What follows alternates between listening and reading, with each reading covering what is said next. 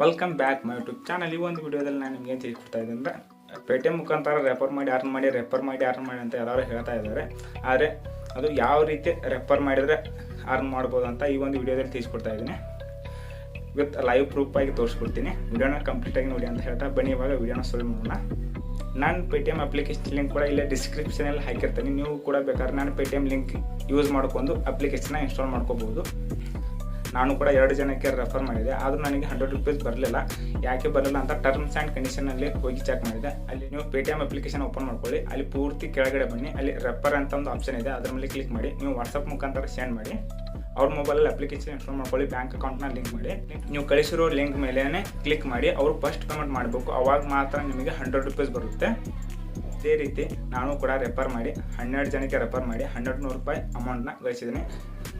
ಈ ವಿಡಿಯೋ ಏನಾದರೂ ನಿಮಗೆ ಇಷ್ಟವಾಗಿದ್ದರೆ ಲೈಕ್ ಮಾಡಿ, ಶೇರ್ ಮಾಡಿ. ಇನ್ನೂ ನಮ್ಮ ಚಾನಲ್ಗೆ ಸಬ್ಸ್ಕ್ರೈಬ್ ಆಗಿಲ್ಲ ಅಂದರೆ ಸಬ್ಸ್ಕ್ರೈಬ್ ಆಗಿ ಅಂತ ಹೇಳ್ತಾ ಈ ವಿಡಿಯೋನ ಇಲ್ಲಿಗೆ ಮುಗಿಸ್ತಾ ಇದ್ದೀನಿ. ಬಾಯ್.